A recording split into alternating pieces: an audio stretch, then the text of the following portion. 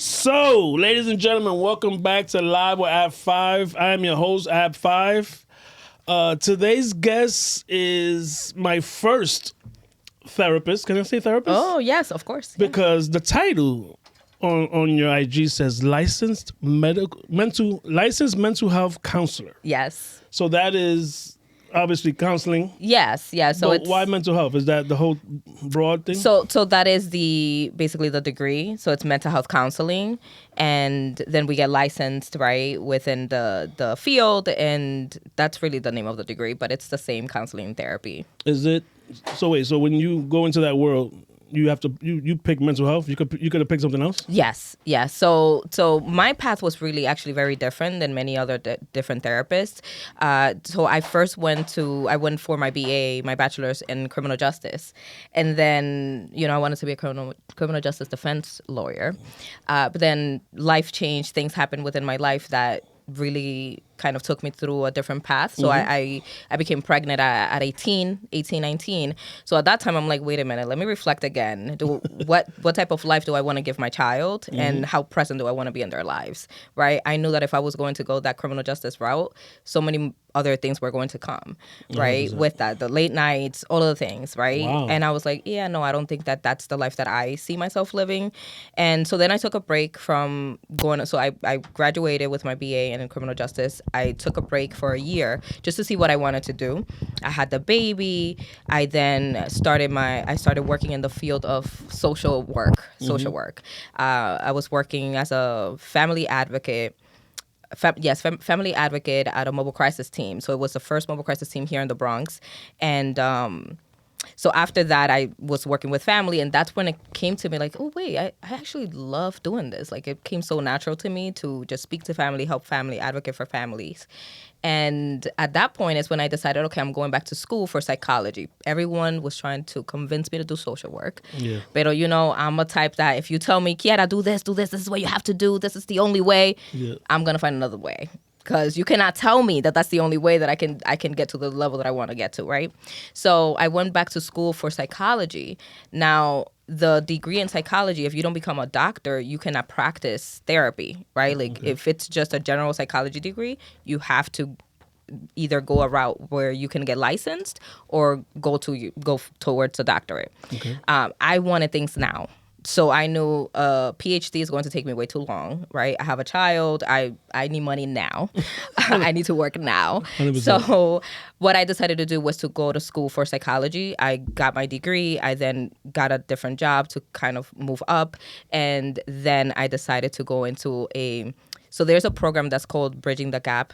And basically that program that I took was able to give me the rest of the credits that I needed to be a mental health counselor. So you see, like, that path is very different. Not many people have gone through that route. So people really ask me, wait, well, how did you do that then? And I'm like, it's possible. There are programs out there. It's just that we don't know. I really didn't know. I knew because of a person who told me about it. And that's how I was able to come into the licensed mental health counselor world. Ladies and gentlemen, that was just the intro. This is the type of guest we need, ladies and gentlemen. All I said was go. Fire. By the way, introduce yourself. We skipped that part. Yes, well, my name is Kiara Luna. I am a mother. I'm a wife. I am a friend. I am empathy. I am love. I'm vulnerability. I'm all of the things. I am everything. As well as a CEO and founder of Mental Health Group Practice, which is 100% virtual. And there we serve couples and individuals. Really, the foundation of my practice is for them to have an understanding of how their past experiences have led them to who they are today, and also why they are who they are today, right? Like, I always tell my clients, you cannot overcome or undo what you don't understand, right? 100%. And history is important. History repeats itself, right? And if I'm not aware of what my history is, then how am I not going to, like, repeat certain things in my life? 100%. Right? That's open. Yes, I opened it actually. Okay. Yeah. You good then. Yeah. Thank you so much. Look at him taking care of me, taking care of his guests. You see what I'm saying? This is what I do, and we only drink Fiji around here. Okay. Are they sponsoring us? I'm trying my best. All right, because come on, man. All right. So this bro, I'm not, ladies and gentlemen, I'm asking a question and she's gonna take it away. I love this. No, because sometimes it's I don't know if, well, you are in the world of talking. Yeah. Sometimes you have to pull teeth. Yes, and it's yes. annoying. It's like, Yeah. in your case, tell me, come on, why are you crying? Come on, let it out. Give me more. I know why. It's in there. Dig in there deep and tell me what happened at 5 years old. Goddamn. Right.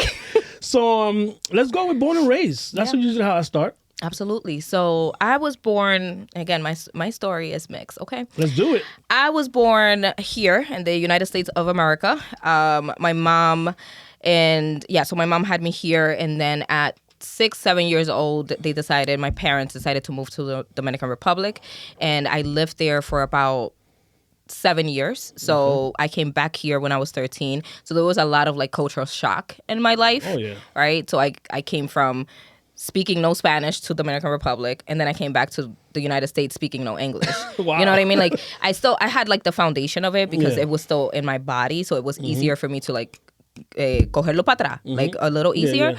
But at the same time, it was difficult, you know, because now everyone here speaks English. Yo estoy aquí marcando el inglés, tú sabes. And it was just a lot of,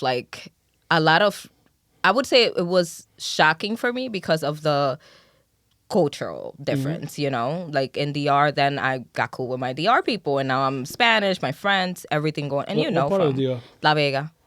Is that, because I know there's Campo and there's the city, right? Yeah. What Yo is that? estaba, how would I explain where I was? Yo no sé, pero en La Vega, en el campo Campo, seguro. Campo, seguro. there you go. Yeah. En So el not the campo. capital, that's something else. No, la capital, yeah, that's something else. So La Okay. Vega es como, ¿tú has escuchado del carnaval vegano? Yeah. Yeah, so that's where La Vega is. Okay, my yeah. girl's Dominican. Oh, really? We'll Where, be what watching, part is she from? Bajao? Bonao? Bonao. Bonao. I'm learning. Okay. I'm learning. You're learning. Sorry, babe. Bonao.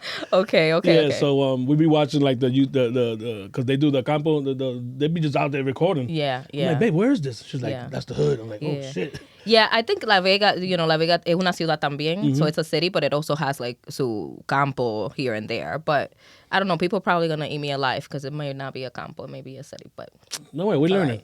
we're learning. It's campo. Es campo. It's Tú ves, es campo. It's campo. Okay. Because where I'm from Puerto Rico, and that's super campo. Yeah. So that's why it says Mrs. Oh, yes. on the cause, Well, 'cause Mrs. because I'm married. Yeah. So, Mrs. Kiara the R, Luna. yeah, the R. That's how I learned. Let's talk about your parents. Yeah. What was your relationship with your parents?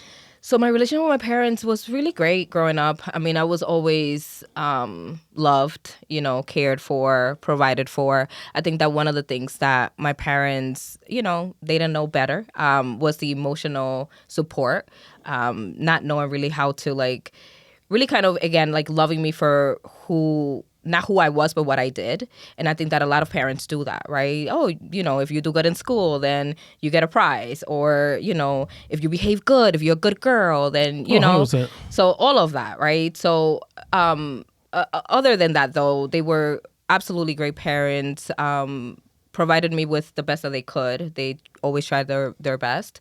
Now, talking about their relationship, toxic relationship, for real. Toxic, okay? Very unhealthy dynamics, And since little, I always had that mindset of oh, okay, that I would not do, that I would do. That's beautiful. That's how we learn. Yeah, that's how we learn. And but overall, we have a great relationship still to today. I speak to my mom all the time, my dad as well. So thankfully, that's debatable. That's debatable. That's debatable. No, but back then, you know what? It was a different time. Yeah. My dad was never around, but my brothers, I got brothers from his side. My mom I'm the only child, so we had to grow up. I saw them every 5 years. Wow. My brothers were in Brooklyn, and I saw them every 10 years. Yeah. So when I did this, I had one of my brothers on. We haven't seen each other in 30 years. Wow. Episode 2, matter of fact. It was virtual through IG Live, but and he's the one that told me, it was yo, bro, it was a different time. Yeah. You know what? And when my dad passed away, we like me and him, we went to see him a bunch of times because we knew he was gonna pass away. So like we never hold no grudges. Like it was a different time. Right. You know, a lot of alcohol. Yeah. A lot of drugs back then, 80s, 90s. Yeah. So, like you said, everything was toxic. You know what I'm Yeah. saying? Getting smacked was normal. Right. You know, Yeah. so, and I'm pretty sure a lot of your clients are products of that. Yeah. You know what I'm saying? You know, Yeah. unless they, you know, even if they're 15, 20, 21, they still have today issues. Yeah, But back absolutely. then, we all messed up from back then. Absolutely, yeah. I mean, there's so many things that, right, like, again, our parents tried the best they could because, again, everything is a history, right? It's a generational thing. Like, they do what was done to them, Yep. right? My mom also lost her mom when she was in her early 20s, you know? So a lot of the support that I expected to receive from her as a mom when I became an adult or when I was growing up or when I became pregnant was not really there in the way that I wanted it. But she was showing up in the way that she knew to show up, right? And I just really needed to understand that and to really accept that, okay, this is who she is, and I cannot hold her to my expectation and to my standard because at the end of the day, the one who's going to be suffering is me, right? So I also really had to learn how to accept my parents for who they are individually and really learn and also understand that me holding on to resentment or me holding on to, oh, this is the parent that I wish I had, holding on to that narrative was not going to do me any good, right? And as a parent, I also understand, right? Because, you know, I mean, like people say like, oh my God, you're a therapist. My clients, for example, be like, your children must be perfect. I'm like, no, they're not. Okay, I'm not perfect, right? And at the end of the day, right, like we raise our children to be the best that they can be, but there are always going to be limitations. Like they're always going to say, oh, when you didn't give me that cookie, that traumatized me. That cookie that I wanted that you said no to traumatized me, right? Like there's always going to be something that we're going to look back and we're going to wish it was differently. No, 100%. Even with my son now, like he's not, my son did not speak, I think, to about, like he, pre-K, quiet. First grade, quiet. And then, you know, even now, he's not very talkative. And I'm like, yo, like if I grab him, I'm like, yo, what's up, man? Let's talk. That's different. But he's not, he's not gonna, you know. Open up. And I'm like, yo, I told my ex, we got to take this kid to counseling or something. And she was like, hey, you know, it's up for discussion.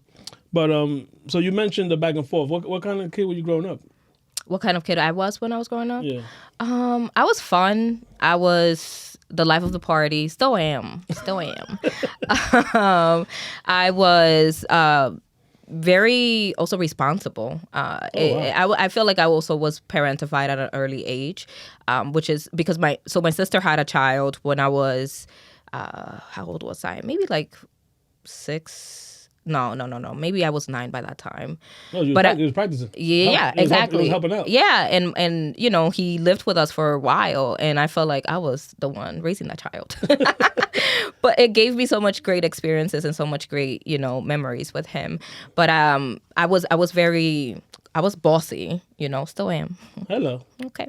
I was very bossy. I was, you know, a leader. Like I always remember always being like the one to like make it work. Like, okay, you guys, okay, listen, this is what we're going to do, you know?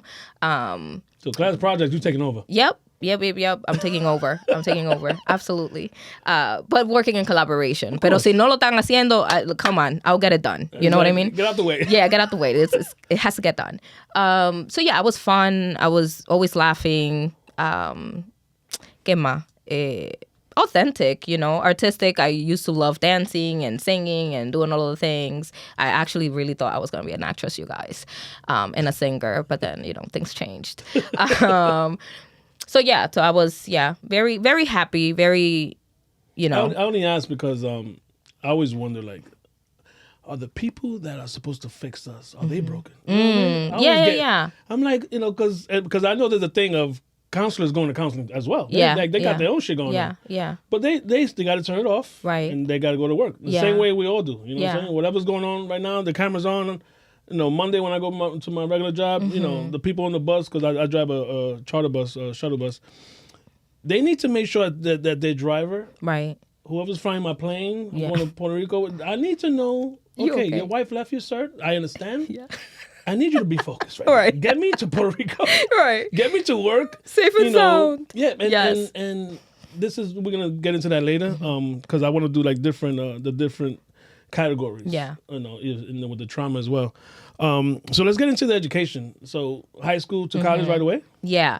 So just to kind of piggyback on what you mentioned earlier, because even though I was a happy-go-lucky child, I still did live in a home that was very like toxic and a lot of arguments, a lot of cheating, a lot of like, back and forth. Yeah. So that really impacted me, right? Impacted me in a way where I had to then learn to just suppress my emotions, because then my mom didn't know how to deal with my emotions, right? So if I would say something like, oh, this bothered me, or oh, I didn't like when you did this, like it would be defensiveness, like you don't tell me what to do. I'm your mom. Like, what? So it was a lot of that. So that taught me to silence my voice and to and to suppress my emotions. So as I was getting older, now I wasn't really speaking about how I felt.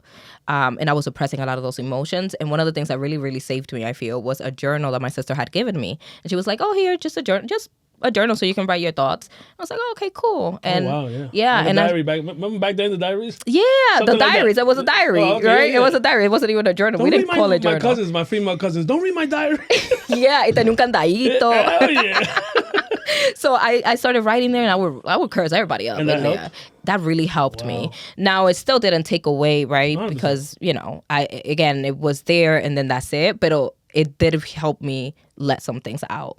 But again, as I was getting older, I was getting angrier. So I was rude. As I got older. As I was going through school, and I also experienced bullying in school because I wasn't speaking the language. So when I first got to DR, that was the thing. Yeah, people like the kids will bully me. I was in private school, I remember, and they would bully me because I would speak the Spanish language como americaneado. And I remember coming back home, and I was like, yeah, I don't want to be in the school anymore. Like, I can't tolerate it anymore. Yeah, and when you guys, because there was like a Dominican rush. Yeah.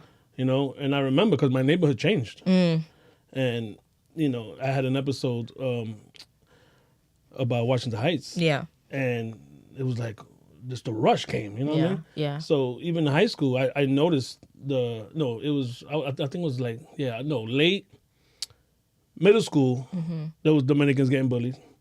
And then in high school, I saw it. And then this is when, I don't know if you know about Dominicans Don't Play. They created a gang. I think I've heard of it, but I don't know too much about it. All the Dominicans in the city, I think it started in Brooklyn. They said, because they're not punks. Yeah. But they're getting outnumbered. Right. They created a gang, allegedly, named Dominicans Don't Play, DDP. Oh, wait, yes, I know about that. Of course. Legendary. Yes. I was like, good job, boys. Go out there and fight for your people. I do know about it. Yes, no, DDP, of course. I love it. I wish I could get a member, I swear to God. I wish I could get the founder or something. Please, if you see this, I need the founder of DDP. Come tell us the good stories. Yeah, I do know about it. It was really popping when I was in high school here. Yeah. But they had no choice. Yeah. You know what I'm saying? They had to defend themselves. Yeah. But yeah, when I came here, it was straight to high school. And after high school, I went straight to college. Yeah, I went straight to college to do my criminal justice bachelor's. How was the reading English? Did it? Or can you get your degree in Spanish? No, I got it in English. How was that? Was that hard? It wasn't as hard because right before we were coming here, because my parents already knew, okay, we're gonna go back to New York, so they had me in an English school so I can kind of like over there refresh it. Yeah. Wow. So I was going to English school every Saturday morning, Esoera. Every Saturday morning. That's fine. And then when we got back here, again, like I had the foundation and the tools, like I knew like the basics, but there was just so many other words that I just didn't know. Do you recommend that if you had to like tell people to teach their kids English or Spanish, to put them in at least once a week? Learn? Yeah, I think that was so fruitful for me. It was so beneficial. Because our elders, they refuse to learn English. They do. They do not want to. They're not. They do. Damn it, because my grandmother, she passed away, but I remember being 5-6 years old, and I'm like, why does this woman not know English?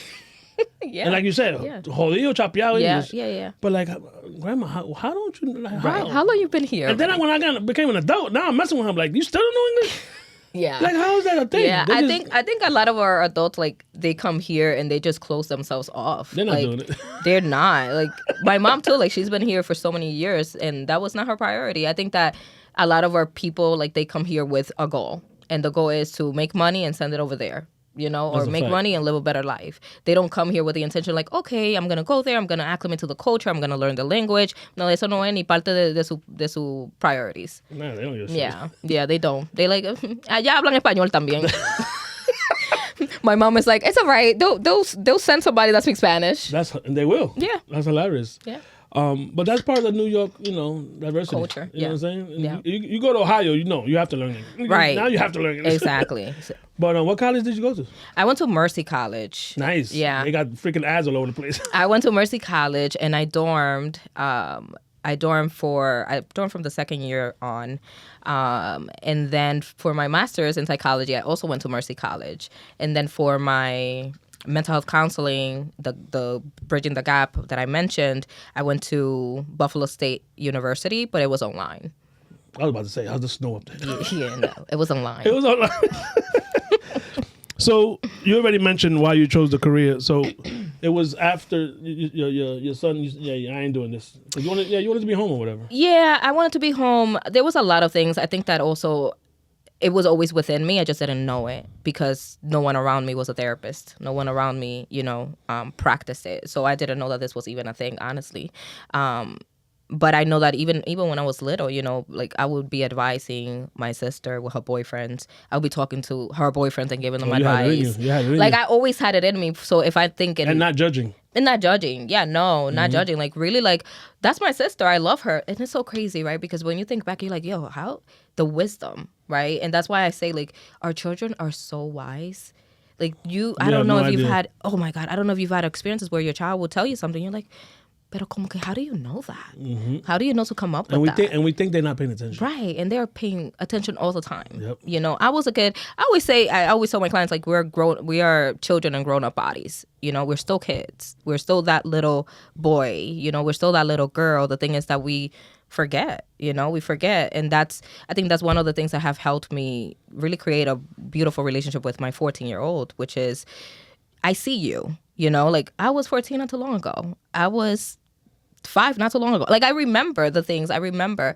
And for me, it's always like creating a safe space for him, a space where he feels seen, where he feels acknowledged, where he feels validated, like no matter what, And I always tell him, like, there are times when we don't see eye to eye and he catches his, tú sabes, he's getting into that teenage phase where he catches his attitude, know? And I'm like, oh boy, with that one, go somewhere else. But, but I do always instill that in our home, there's unconditional love, meaning that even if we're angry, we're still going to say, I love you. Like, even I'm not angry at you. I'm angry at your behavior, right? I'm not angry at you as a person. I'm angry at the behavior that you're choosing to exhibit right now. I don't like that behavior.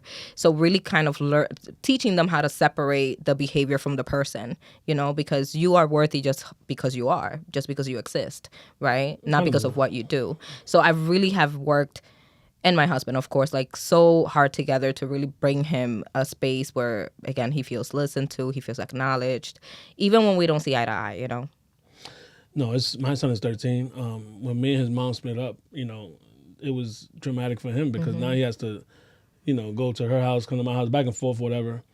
But I would say this about me and my ex-wife, the co-parenting that we do, even when we don't agree, we don't argue in front of him. Good. We don't, none of that, there's always a little something. Of course. But I want to show him. Yeah. I don't want that, because I see my mother get smacked when I was a kid. I seen them fight with her boyfriends or whatever. Like, I'm like, nah, we're not doing that. You know what I'm saying? Yeah. Remove the child out of let's go. If we got to take a walk, we take a walk, whatever. Yeah. So it's good, like, and you want them to feel, like, this is a safe place is amazing. Right. They will go take your kid. Absolutely. Like, they don't mess around with that Absolutely. shit. And granted, like, I am also for children being exposed just to a little bit of conflict. They have to be exposed because the thing is that sometimes we also try to protect our children so much that then, they go out into the world and they're shocked about everything. Like, oh my goodness, like, wait a minute, what is this? Match on the bus. Yeah. They start crying. Exactly. Right. Like, so I mean, this is my own personal opinion. I do feel like there needs to be room for also our children to understand and know, like, dad and mom have conflict, but they're always able to work through them in a healthy manner. That's a beautiful thing. You know what I mean? Like, I also don't want you thinking that, we are perfect or this is and as he's getting older, right? Like, I'm constantly having conversations with him about these things and about the need to be empathetic and the need to, like, also listen to people. Not only when you're good. When you're good, everybody's great, Todo el mundo puede, you can listen, you can say whatever you want to me. I'll be able to respond. But when we are in conflict, that's really when we also have to show that empathetic side of us. And that's, difficult for many people. That's with a lot of relationships. Like, people be like, oh, that's my bestie. I know her for 2 years. Have y'all been through something yet? Mm-hmm. Have y'all had like a problem yet? Let's talk about that. Let's talk about, oh, we had a disagreement. Oh, now we don't talk no more. That's it, done. Yeah. F that B or whatever. It's like, whoa, wait, you were best friends. Right. How does money or a guy or a situation just break it up like that? Right. That means that wasn't a real friendship. Exactly. It wasn't tested. Exactly. And the same thing with, it could be siblings, it could be relationships, it could be, like with my girl now, I really don't think we've been tested. Mm-hmm. We only been together 2 years. Like, we haven't, obviously cheating is unacceptable. Right. So I'm not talking about that kind of test, but like something that, okay, are we going to stay together? That type of test. Like, are we going to stay together? You know what I mean? Like, what would that test look like for you? We depending on if it's well, let's talk. No, see, yes, that she got me. God damn it, she got me. You know what? I'm gonna play. I asked for this. Let's go. I asked for this. Well, we're 20 years apart. Let's start with that. Right? Okay. So there's natural distance and everything. Mm-hmm. That 20 years is a lot. Mm-hmm. So that could be maturity. That could be how you see things. That could be so. If and when there's gonna be a problem, I'm assuming it'll be that. You know what I mean? It'll be. We agree that we're not gonna have children, but let's say in 2 years she changed her mind. Mm-hmm. So that might be a conversation like, you signed an agreement. We're not having kids. Right. So like you decided you don't want any kids, but I don't want to chase a 10-year-old that's 60 years old. I'm 49. I hear you. You know what I mean? Listen, I don't want to chase nobody right now. So I got it. But that's what I mean by relationships needs to be tested. You know what I'm saying? And like back to the point with our kids, they need a little something to harden them up a little bit. You know what I mean? Mm-hmm. Yeah. What if the test that you get is just easy because she's just in alignment with you and. I always say you love me too much because everything is you're great. I'm like, babe, come on, say something. She's like, nope. She was like, don't worry, I'll let you know. And, there's been a couple of times that she had to check me about something. Mm-hmm. But, no, but she's great. My mom is also, she goes through mental health as well. Mm-hmm. She has medication. So I've seen her go through her traumas and stuff. She's retired. Okay, yesterday was her last day. Oh, congratulations. She's retiring. She got another job already. But they don't know how to stay still. Well, the thing is that the job she was doing was with a doctor and taking care of him and his schedule. Got it. And his everything. So she was like his right hand man. Yeah. So that so like, you know what, I think I'm good. She was doing it for a while, but she got a job at the YMCA. Okay. 20 hours a week. All right. Checking people in and checking them out. Oh, okay. Easy. They looked at her resume like, why are you here? I just need to be entertained. I just need to be. Because you don't want to stay in the house. Yeah. That's how you get amnesia. What do you call that? All those old people mental. What is it? What are you referring to? The dementia. Oh, dementia. Yeah. The brain has all to of the things, and also like you literally get older.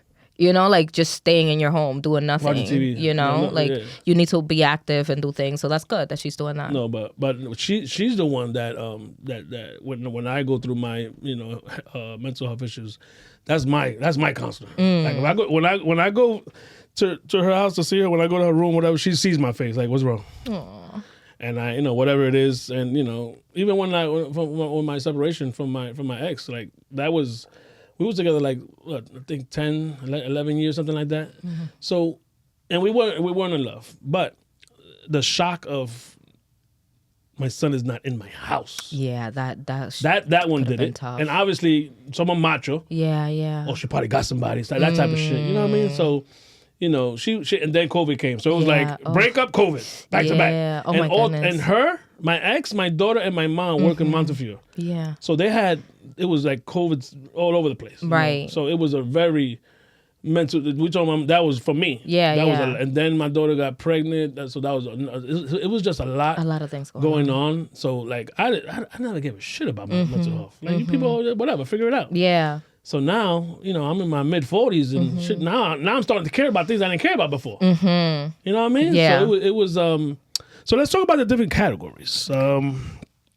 I've been watching your stuff, and let's start from the beginning. Let's start from good and let's work our way down to the worst. I believe, and from watching one of your many of your clips, but. You talk a lot about self-love first. Let's talk about that first. Yeah.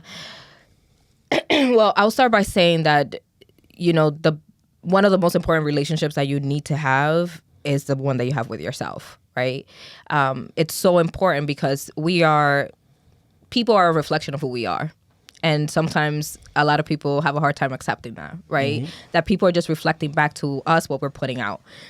And we can be putting it out also subconsciously, right? There's so many things, right, that a lot of our beliefs and our experiences and our skills and all of the things live in our subconscious mind, right? I mean, you may get up in the morning, right? You automatically know, okay, you get up, you go to the bathroom, okay, you drive. So when you drive, you don't think like, oh, let me get into the car and let me now put it on drive. No, we don't even look at the gears no more. Right? Like we know where driving is at. Exactly. We just go. Right. Because it's something that has already been embodied in you, right? Embedded in you, and also it's already in your subconscious mind. So that skill, you don't even have to think about it. You just do it, right? Yep. A lot of that, though, we also have it in who we are, right? So deep down, I may not feel deserving, for example, of love, let's say. Right.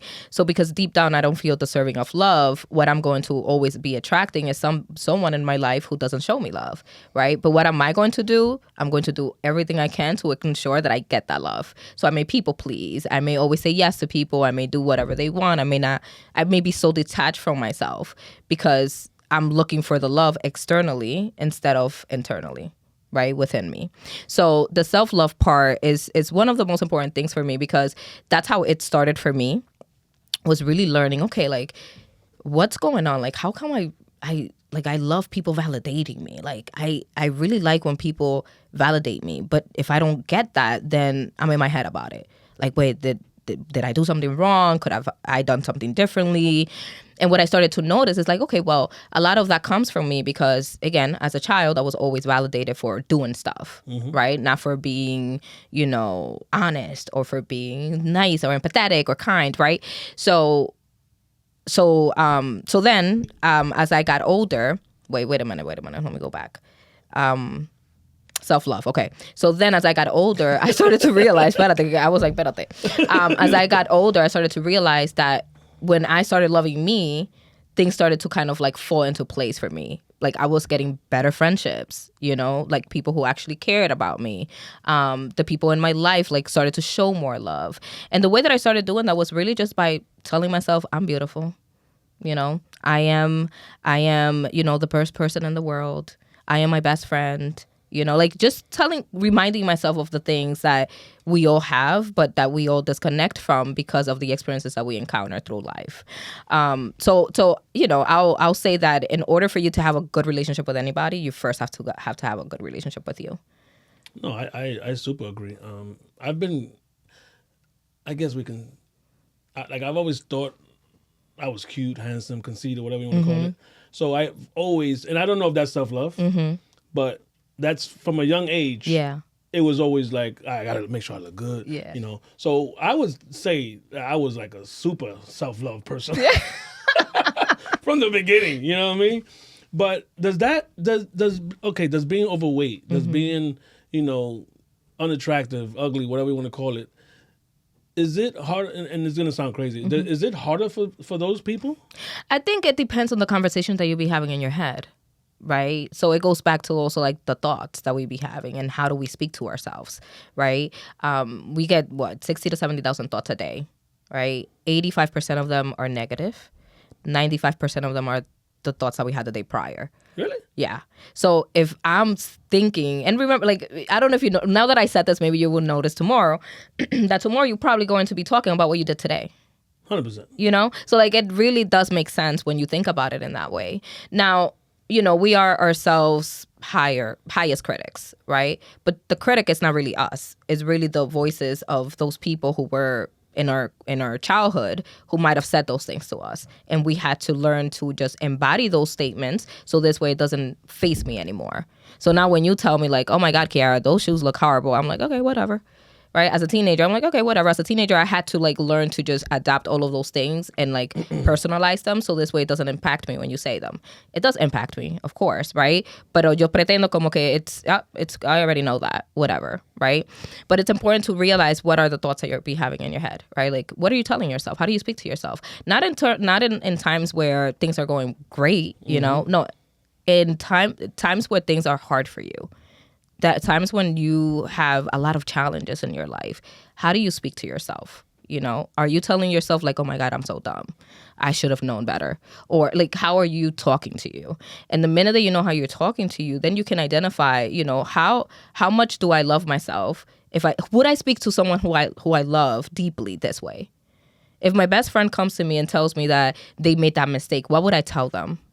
Right? Would I lead with criticism and judgment, or would I lead with love first? So in some instances, I've seen people who are overweight who love themselves. They rock that shit. They do. Listen.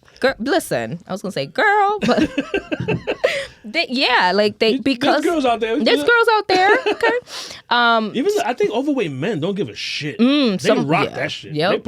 They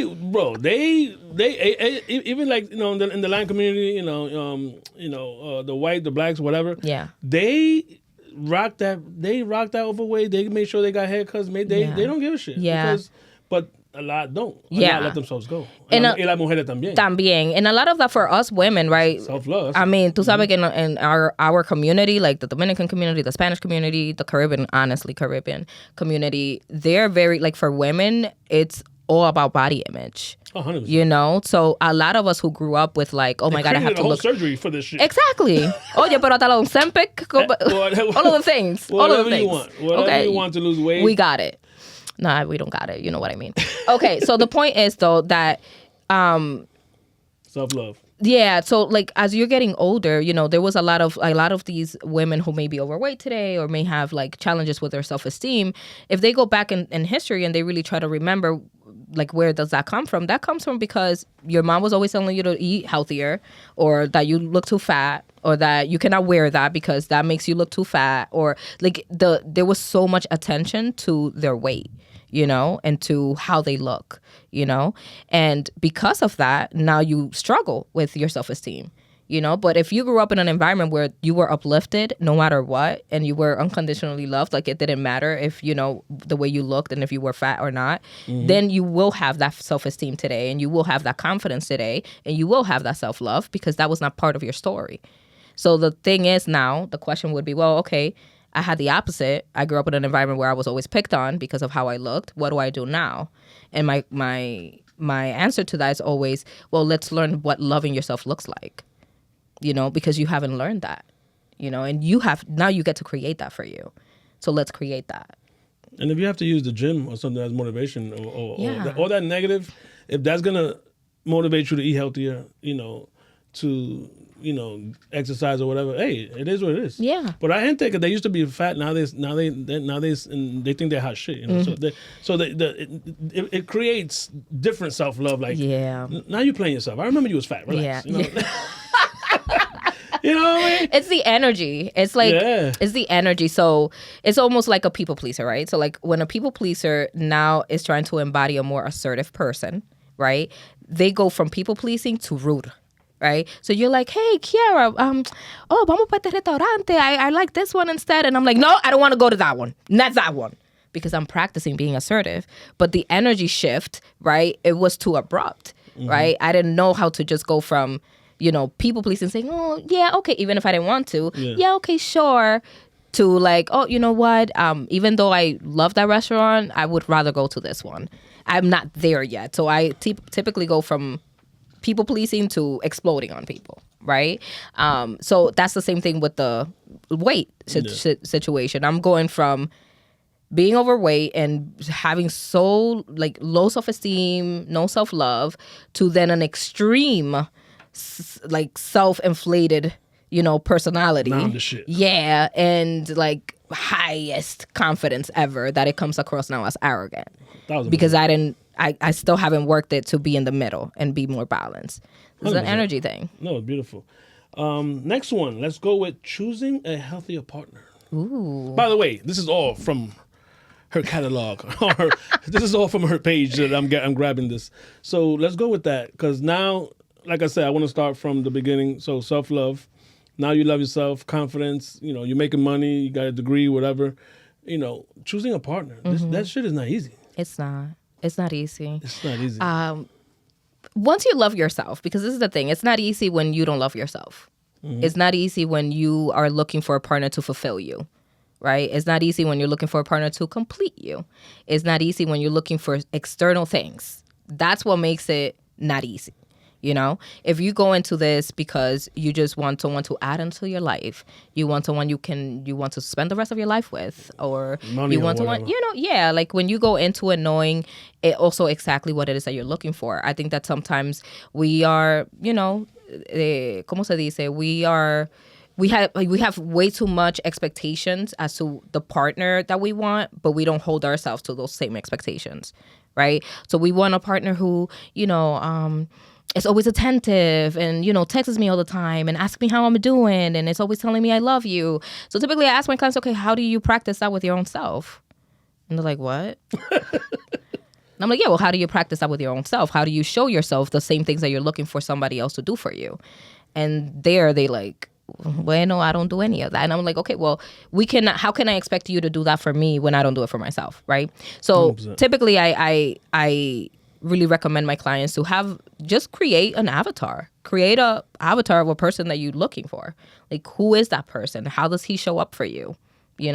What are the characteristics that you're looking for in this man or woman? And how do you want them to show up? But also, how do you want to show up in this relationship? And are you that person already?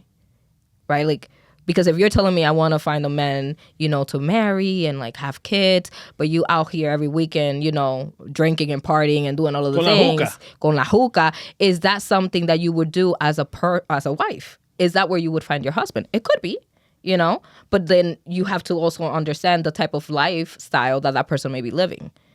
Does your lifestyle right now match the lifestyle that you want to live when you're married? Because you can't change people. You cannot change people. Because I met my girl in she was working at Made in Puerto Rico. She was the host. So technically she was in the nightlife. Mm-hmm. And when we got together, I saw the other side of her that she likes to chill as well. Mm-hmm. We go out and I look, sometimes I'm like, oh, you want to go out? Nah, I'm good. Yeah. Some people, they want to go out. Right. Men and women. Yeah. They need that, I need people to see me. I need to, even though I'm doing this, I really go out now. Okay, can I network there? Yeah. Like my whole mindset is your different. whole now. mindset is okay. You know what I'm saying? Like, I was at an event yesterday at La Bodega, hosted by Black Rose, una dominicana también. She's a comedian, entertainer, rapper, singer. So she had an event at La Bodega, and those are things that I like to do now. Now I'm like, okay, babe, get ready. Exactly. I was with a bunch of comedians. I was with Da Vinci. I'm with these guys. My boy Killer Mike was there. He has his own thing going on. So I want to be around la gente que están they working. Right. You know what I'm saying? Right. Yeah. So same. You need to have that. Right. And I motivated my girl to open her makeup studio. Good. Because we got to push each other. Yeah. You know what I'm saying? Yeah. So that's, like you said, you can't force people. This is what I want to do. Right. You want to hang out every night, or not every night, every weekend, or whatever. Because even people, I don't hang out every day. I wait till the weekend. Yeah, but then on Sunday you feel like shit. Exactly. So that's part of the relationship choosing part. Yeah, you have to be aware of what you're looking for and where you're looking for it. If you're going to places to intentionally look for this person, it's like, where is your person going to be? And again, like, what are the things that you're looking for? And the things that you're looking for, do they match who you are as well? Right? It's deep. It's deep, man. People are single for a reason. Yeah. Because and look at another thing that I want to let the people know that they should do, and maybe you could do the professional way. I'm gonna say the hood way. You say the professional way. I really believe that when we meet people, we're not talking about high school sweetheart bullshit. We're not talking about that. You meet a person. You don't know them from Adam. Right. You do not know this person. And y'all boyfriend and girlfriend in a month? That's impossible. I dated my girl now for a year and a half before I used the word boyfriend, girlfriend. Yeah. People are like, oh, he's your girl. That's not my girl. Yeah. We're dating. Oh my God, so you're going to love my story. Oh, let's make it up. Let's do it. Let's do it. Okay. But before we get there, do you agree that you have to get to know this person that you DK want to spend your life, the rest of your life with? So, time is subjective. Yeah, do your thing. Right? Your opinion is your opinion. Yeah. I think, so it's two sides to it, right? Yeah. Because I can agree with you if I know the person's history. Like, if I know, like, okay, this is a pattern. Like, you're getting into relationships and just within the month always dating them right away, and then it doesn't work out, then I can see the problematic issue there. Okay. Right? At the same time, right, okay, I'm gonna take it to me. Yes. Okay, ready, go. Go. All right, so I met my husband in college. I was in Mercy. He was working there. And we met, we started talking maybe November. We started dating officially January. I was pregnant March. Hell yeah. So that's what you see, right? When we're talking about time. You know, but for me at that age, I've always been a wise person. Like, I've always had some wisdom. I already knew from the get-go, like, okay, I'm keeping this baby. Like, there's no question there. So it was dating? We were dating, yeah. Gotcha. So we were still dating, right? Gotcha. Like, it was dating, and then I find out, oh my goodness, I'm pregnant. What the fuck am I gonna do, right? Like, I'm thinking, I'm in college. Like, oh my goodness, this is crazy.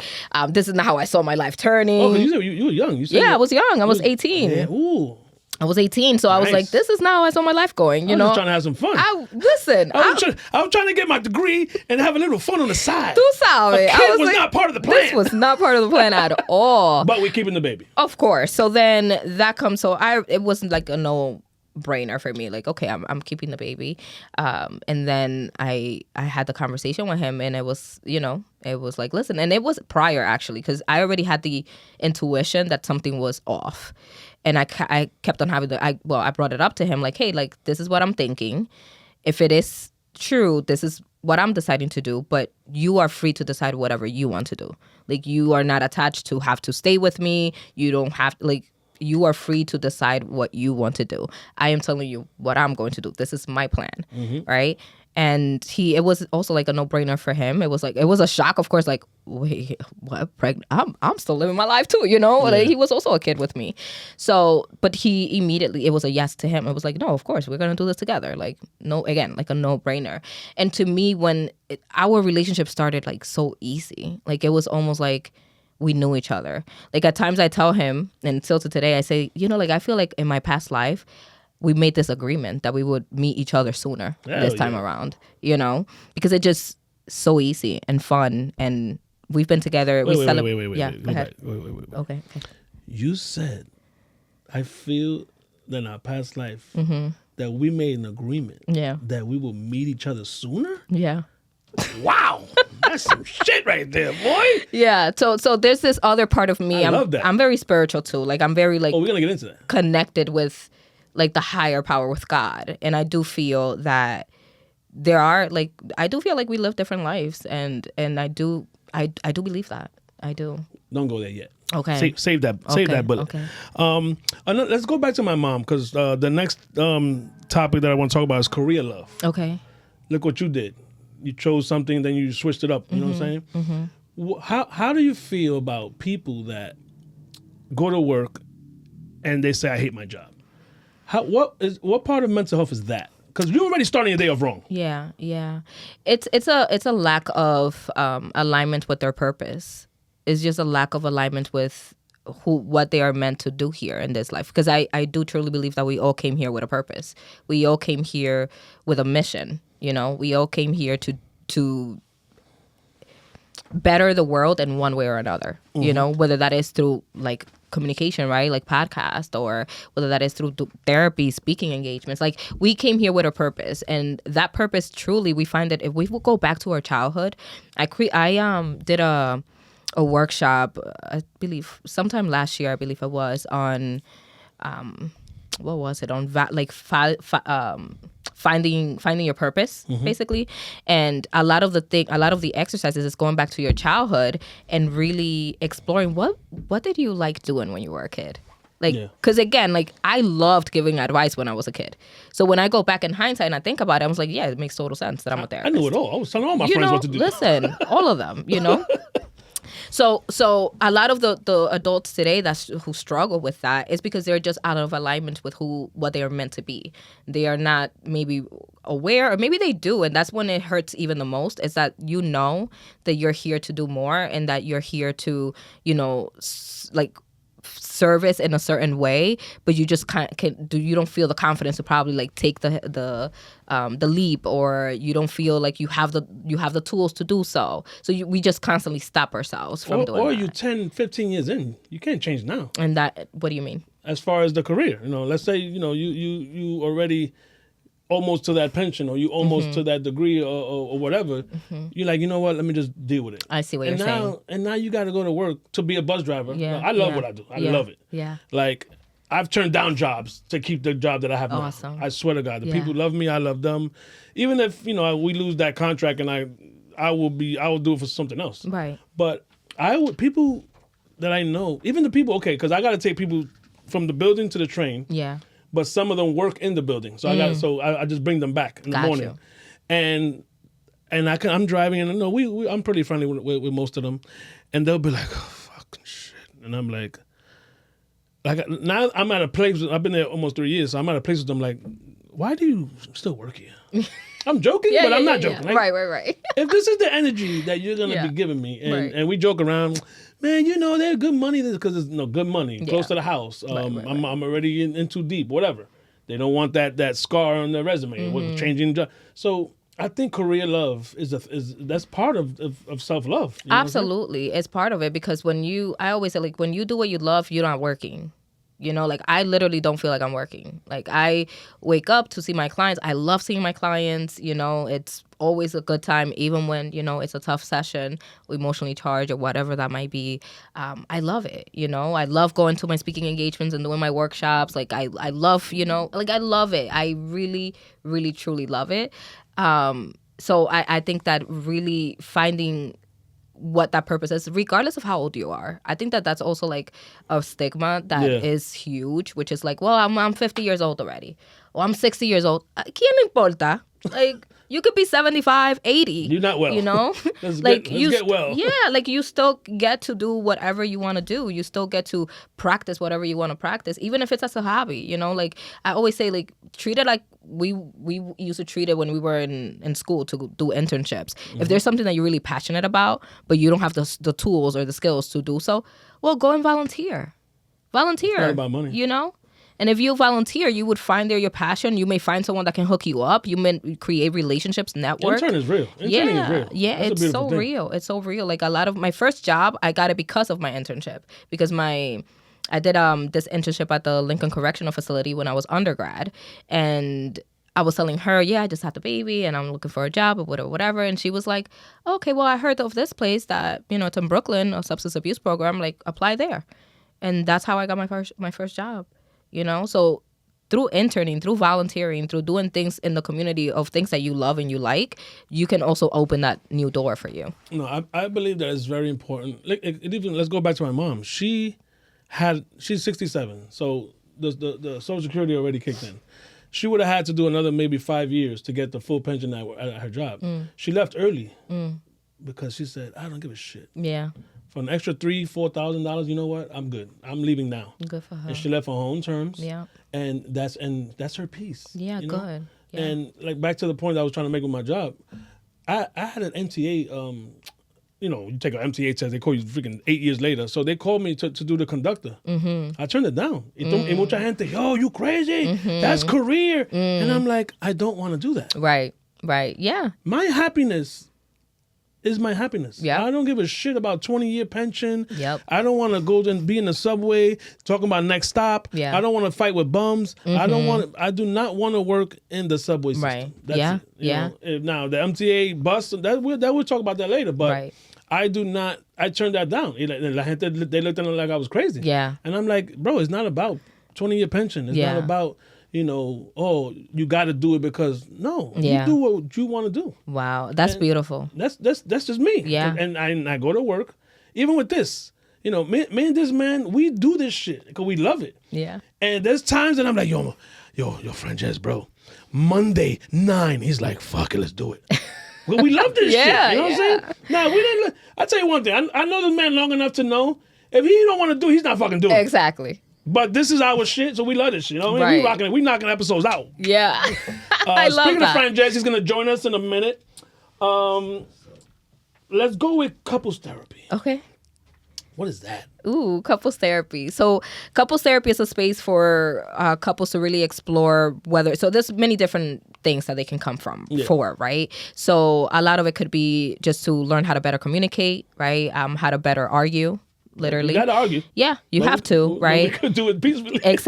Exactly. How to, increase their emotional intimacy or increase physical intimacy. Also, within couples therapy, at least in the way that I practice it, I like to explore their childhood traumas, right? Like, how does it show up in your relationship with each other? Because you're both, typically in your relationship, there's always one who is one thing and then the other one is the opposite, right? So that can be like, I'm controlling and the other one is feels powerless, right? Like it can be like, it's always a mix of something. Yeah. So in couples therapy, couples have the chance to really explore and learn more about themselves, really strengthen the relationship. And they're together, or you do or separate? They're together. Are they? Can you do it the other way too? Which way? You talk to one, and then that's a conflict of interest. Yeah. So typically, if I see, vamos a decir que I see you for individual therapy, I would always refer you out to a different couples therapist if you're looking to see a couples therapist. You don't recommend, or no one does. It's a conflict of interest because it's like a lawyer. I can't take both cases. Yeah, but the only reason why I would actually see you individually and maybe your partner individually is if there is an issue that occurred that you both are just re-triggering each other while you're in the same session with me. So I would get both your perspectives separately first and really kind of do the session with you as an individual and then come back together as a group so we can discuss the insights of our individual sessions. And there's also, so we practice the Gottman method at my practice. The what? Gottman method. Gottman? Gottman, yeah. So basically this is a doctor who did who created the Gottman method, and what he did a research of 3,000 couples, and basically he created his modality based on his observations of what the couples who actually stayed together after 7 years had in their relationship. Wow. Right? So like they had shared meaning, they were supportive of each other's goals, they were at the bottom of everything, they were friends. They were best friends, right? And that's how they build their sound relationship. That's what they call it. So anyway, in couples therapy, like couples have the space to really learn the communication skills. I think that everybody thinks that they know how to communicate effectively. No, you don't. No, you don't. No, you don't. Not everyone knows how to, right? Mostly when they're in conflict. And I think that that's where people get it mixed up, is that they think like, oh, I'm a great communicator. When you're in conflict, who are you when you're in conflict? Are you condescending? Are you judgmental? Are you critical? Who do you become when you are arguing? Or are you able to maintain, even though you are triggered, are you able to maintain compassion and empathy and grace for that person that you're speaking to right now? Oftentimes, when you lose it, and you do become critical and you become judgmental and you just attacking the other person. And there's two sides. Like if I'm mad at you, that's one attack. Yeah. If you're mad at me and now I'm on defense mode, that's another attack. Yeah. That's another defense. So the perspective, this is where my couples sometimes struggle, is that when I say, like the importance of validating, and they're like, well, but if I don't agree with it, why do I have to validate? And I'm like, well, that's the definition of validating. Then it's maybe like we're not on the same plane of what we mean validating means.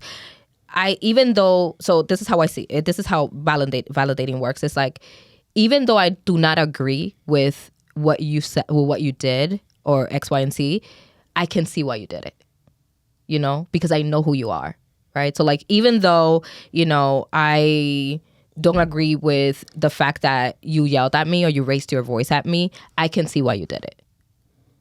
That is validating. That is like, even, again, I don't have to always agree with it, but I can see why it is that you see it that way. So it's me saying, I'm acknowledging your perspective. I am understanding where you're coming from. And at the same time, staying true to my my position in it, which is that I don't agree with it. People think that because I'm validating you, I'm agreeing with you. You know, in some cases that's the case, right? Like you're like, oh my God, I totally get it. I missed that. You know, my bad. You're right.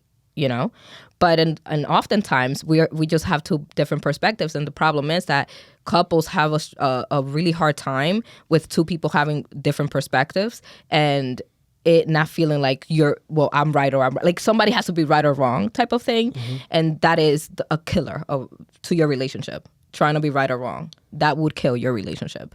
Like you want to ensure that, hey, like you have that perspective. That's how you saw it. I have this perspective. This is how I saw it. And we can hold space for those two things to be true. Fire. Woo! I'm telling you, man, this is a good one. Fernandez, I picked a good one. You got bars. In rap, it's called bars. Bars, yes. So you are killing it right now.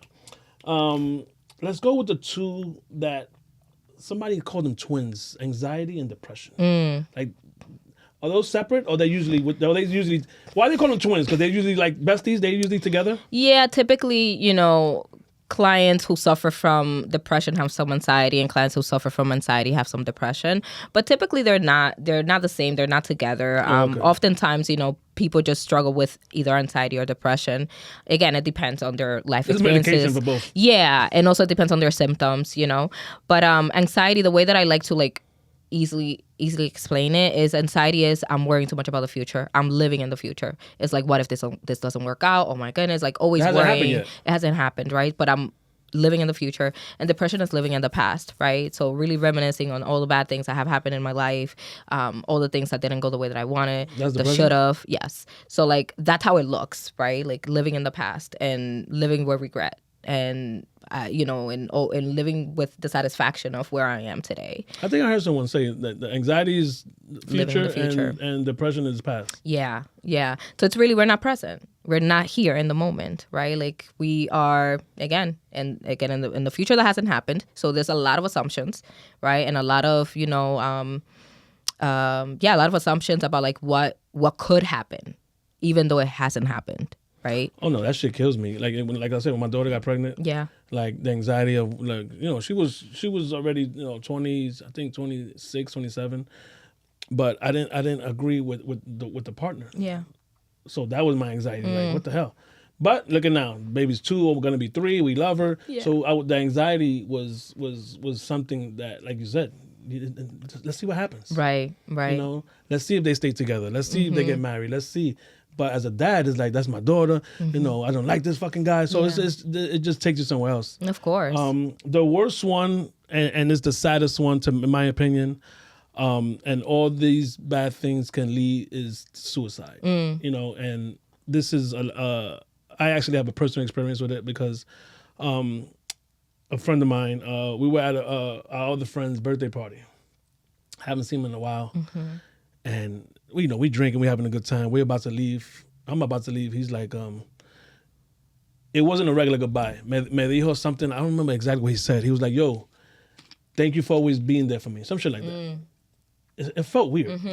And I'm like, what are you talking about? He's like, nah, you know.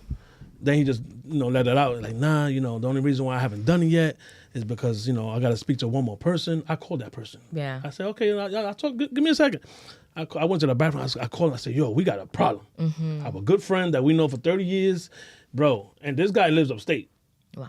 You know, he got guns. Like, you're allowed to have guns up there. Right. ID, you buy a gun. Yeah. So it would have been easy. You know what I'm saying? Yeah. So me, him, you know, his ex-wife, we all got together. We was like, yo, it's not happening. And because technically, no matter what you say, this person has to go home. Yeah. So all this goddamn artillery that he has in his house, it's very easy. Right. So it would, you know, and thank God he got through it. It worked out.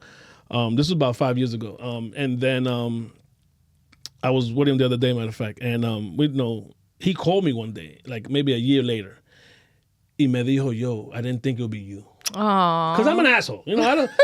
You tell me you're gonna kill, you're gonna kill something. You fucking go kill yourself. Fuck you. Right. But you know, I went the other way, and I would never obviously tell someone to go kill themselves. But he just didn't expect it would be me. It would be you. And you know, and he was like, "Yo, you saved my life, bro." That's beautiful. And I was like, "Bro, I would do it 10 more times." Yeah. But Yeah, So I'm glad that you listened to that though. Like I'm glad that you like paid attention. He gave me he gave me chill. You felt it. He was saying goodbye to me. Yeah. Wow. Like that shit fucked me up. Yeah. So what do you how does that cross your path in your career? Is that a common thing? Is that happen sometimes? Yeah, it happens. It would happen more when I was working in the mobile crisis team, and also working. So at some point, I also worked at a prevention program here in New York. So working with families who are trying to keep their children, right? So with ACS and all the stuff, right? And there I will see it also often, right? Like the parents being suicidal or even the children being suicidal. Now in my practice, it shows up here and there, right? I have a few clients that do have suicidal thoughts sometimes. And they say it straight up? Yeah, they tell me. Because one of the things that is important is to create that, that rapport where they can feel comfortable to tell you like, yeah, I'm having this thought. Right? Because just because you have a thought doesn't mean you have a plan, right? And the problem with suicide in the field is that we have made it such a thing that now people who feel it don't feel safe saying it because we automatically want to hospitalize people, and meterlo en un hospital por 4 semanas. And it's like, well, can we have a conversation with this person first, right? So sometimes they're afraid of even acknowledging it because they feel like I'm gonna be put away. Yeah. So one of the things in trainings, of course, and just like in my experience in working with people, is really giving them the space to say what it is that they feel, no matter what it is, and not make it such a like, oh my God, like just because you're having this thought. But if you like just personally, right? I think it's really difficult for us personally to tell, unless because oftentimes if you really, as a person who wants to commit suicide, if you're gonna do it, you're gonna do it, and sometimes the surviving people, right, like the ones who stay here, we feel so much guilt because it's like, how did I miss it? Like, oh my 100%. Goodness, and the reality is that there was no way that in some instances that we could have tell, because you would see them here having a party, chilling, having the best time of their life. Yeah, singing on IG, all types of, And then the next day you find out that something happened. You know what I mean? So sometimes, of course, there are... So they hide it well. Yeah, they do. They do hide it well. I am also a believer that there is ways that we can tell, of course, right? Like if we are in tune and having conversations with these people, right? But the reality is that you just never know. You would never know. But if we were to have these conversations more openly and be okay with saying like, yeah, you know what, I thought about it, like I thought about that when I was a kid. Like, well, maybe if I take these pills then, I'll be fine, and I was like, holy shit, look at what, and then, you know what I mean? Yeah. So like, but I didn't have anyone to tell that to, so I had to really like, again, like the journaling, the diary, all of those things really helped. But the reality is that we don't have a space where people... When we make things out of proportion, it's like your child. If your child comes to you and tells you that I got in trouble in school because, I was talking in class, and the way that I meet him with is like, oh, but why did you do that? He's not going to come and tell me next time. Yeah, right? Keep them around. Right, and I know the trust. Yeah, and I know that it's way two different things that I'm putting as an example, but the foundation of it is still the same. It's the trust, it's the safety. Are you going to make this a big thing, or are you going to help me through it? Mm-hmm. Right. So, I think that if we start or continue, I should say, having more conversations about suicide, people would feel more comfortable to also open up about it, and we can decrease the numbers. And it's usually when there's a lot of trauma. Yeah, absolutely. Because me and my producer talk about it a lot. Like the COs go through that. The police, firemen. Yeah. Veterans. Yeah. I was part of a racing team, and I didn't know that 22 veterans a day commit suicide. Yeah, it's insane. I still don't believe that number. A day is crazy. It's crazy, and think about it. Like all of those professions that you've mentioned, how many of them go to therapy? Like I mean, in my practice, I don't have any firefighters, any police officers, but that's the problem, right? Like that is the number one problem. Is like all of those professions should have therapy on site. All of those professions, police officers, firefighters, all of those professions that are like dealing with literally traumatic incidents on a daily basis should be like therapy should be provided for you in. I had a friend. On site. Yeah, I had a friend, firefighter. He quit in 10 years. I said, bro, you had 10 more to go. He said I couldn't take it no more. Yeah. Because who reports to these accidents where someone's face is through the windshield. The fireman, right? And he has to go home and eat dinner with that shit in his head. So imagine every day, the ambulance people, they got to see gunshots, they got to see stabbings. All that shit is crazy. But if you are thinking about suicide, reach out to somebody. Get yourself a hotline, because it's serious. So let's talk about spirituality. We have Fran Jazz joining us for this one. My producer, my guy. Oh yeah, you can. Yeah. So when it comes to spirituality, hi everybody. Welcome, Fran Jazz. I Thank had to you bring my boy Hey. on board. I had him bring him on board. If you saw our episode, he loves this. He loves this lane. She also talks about this on her channel. So who wants to kick it off? Let's go. Me, I'm dying to talk. Go. I'm standing there like me. When is he gonna call me in? Tag me in. Oh my God. Set it off. I wanted to start off by saying spirituality is like this mystic word that people use, but I wanted to say every answer you've given today was a spiritual answer. Yes. Amen. Thank you. So it's like just being in the present moment, being so truthful and straight from love, no matter what you're dealing with, it's 100%. Yeah. No matter what you say, it's 100%. This is what I'm living. This is what I believe. This is what I'm saying. This is what it's about. Ask me anything. I'm going to answer it perfectly. Let's go. Every answer was... Yo, I love her, thank bro. you. You might, we don't do part twos right here. And I'm saying this on camera. You have to do his show. I will. That would be crazy. You have to do I his show. got to line up some questions. I lined up a few while I was listening. I was like, we got to get some topics. I love him because That's the first time you told me you love me, bro. I love you too. Look what I brought to this podcast. No, but I love him because he's so straightforward. Yeah. I'm like, yo, there's this thing that we're gonna do. Nah, I'm good. I love that. Authenticity, you know? Like, yo, you wanna fucking go? Nah, I'm good. Like, alrighty, I guess I'll see you on Saturday. Yep. But explain why why do you live that way? And obviously, he was a CEO as well. 8.5 years, New York State. Yep. Wow. So You mentioned, I think, Lincoln. That's New York State too, I think. Yeah. And 110. Yep. So he had I'll let him tell you what let him know the transition, why you left, and then Well, I don't want this to be too much about me. When you say the old me, no, then we're gonna Yeah. switch it back to her. When you say the old me, let her know what that was, that journey. All right, so I was a correctional officer 8.5 years. I was just into partying, drinking, had no future ahead of me. Nothing going on. I didn't even believe in God. I didn't believe in anything. Just living, partying, living my life. And then I had a friend. He was very religious, Christian. And he was also into self-development. The self-development part opened my mind to all that. Yeah. And then it all led to where I'm at today. And it was pretty much that guy. It's so funny. He still doesn't understand his impact on my life. I've tried telling him. He just brushes it off. It's hilarious. That's a beautiful thing. I was just at his so wedding in the beautiful. summer. He still just, yeah, whatever. I'm like, bro, I got to tell him one day. I got to sit him down. Yes, tell him, like, yes. yo, And it's a beautiful thing. And it's beautiful really to hear is. it from you now today, right? Like how you're coming from not even believing in God to now like this spirituality becoming such part of your life, which is beautiful. 100%. How do you use it, spirituality, in your session. career, in your sessions? Yeah, so it all depends. Of course, like It's all in it. It's all in it. Like it's literally all like, in it. Literally, like I typically like take 2 to 5 minutes to myself before I start any session with my clients, and literally I get downloads like, ask about this, or ask about that. Or this couple, I think that I'm just going to let them talk. I'm not going to talk much. And then I go into the session and literally it's that. Like, literally that's what they needed. You know what I mean? Like, literally it's what they needed. And a lot of, the therapeutic work, like, they take so much of your soul out of it.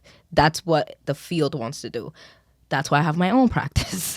So I can really, do and service my clients in the best ways for them, So there are some clients that, well, honestly, most of my clients are also believers. Like they're people of faith. And a lot of times we even I bring the science about like the mind and the thoughts of conscious and all of these things. And then I would say, okay, what about a verse from the Bible that speaks to this? And they were like, oh, you're right. This one speaks, and it's the same. And I'm like, Yeah. They say the Bible and all spiritual books, not spiritual books, or religious books are pretty much self-development books. Yeah, yeah. It's all about how you should see things, how you should think, how you should treat others, all that good stuff. Yeah. All that good stuff. Yeah. Like when you look at mental health and you look at the Bible, there's a lot of similarities in how to live your life. Even from like the way that you're thinking, the word, right? Like when you speak, like things manifest for you. You're always manifesting, whether you know it or not, whether you believe in manifestation or not, right? Every word matters. That's why I said everything she said was from spirituality, because every word matters. Every single word matters. And some people may be ready to hear it, and some people may not, right? And that's also something that I see a lot, even with my clients. Like there are some things that I may point out that they're not ready to hear yet, and they may dismiss. But then they come back and they heard it somewhere else, and they're like, "Yo, Kiara, I know you said this before, but I heard it now," and because they were ready spiritually and in alignment to actually receive that information. Wow. So are you religious? I call myself more spiritual than religious. I believe in God. I've always have believed in God, and I feel like He's always been my guide. So I would say I consider myself spiritual more than and like part of any religion, because I was raised a Catholic, but I don't practice it.